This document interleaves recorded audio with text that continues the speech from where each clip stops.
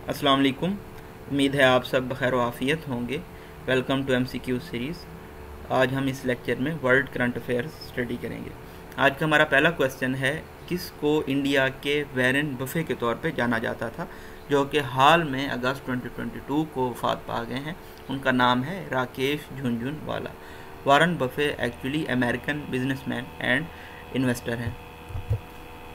Next question is, वो कौन सा मुल्क है जिसने सबसे ज़्यादा मेडल्स विन किए हैं बर्मिंघम 2022 कॉमनवेल्थ गेम्स हैं, और वो मुल्क है ऑस्ट्रेलिया।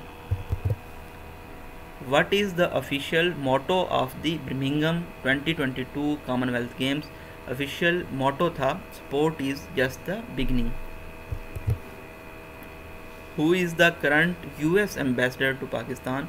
मौजूदा US एम्बेसडर हैं Donald Armin Blome. Who visited Taiwan on 2 August 2022? Nancy Pelosi गई थी ताइवान, जिसके बाद बहुत ज़्यादा हालात कशीदा हो गए थे चाइना और ताइवान, चाइना और US के दरमियान।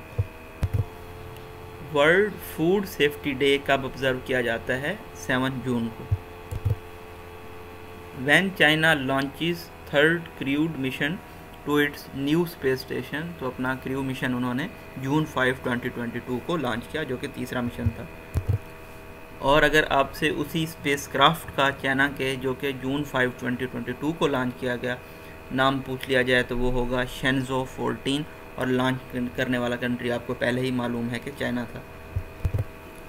When is international day for fight against illegal unreported and unregulated fishing observe? तो जून 5 को ही ये ऑब्जर्व किया जाता है। Which US state passes world's first right to repair law for digital electronics? वो स्टेट है जी न्यूयॉर्क।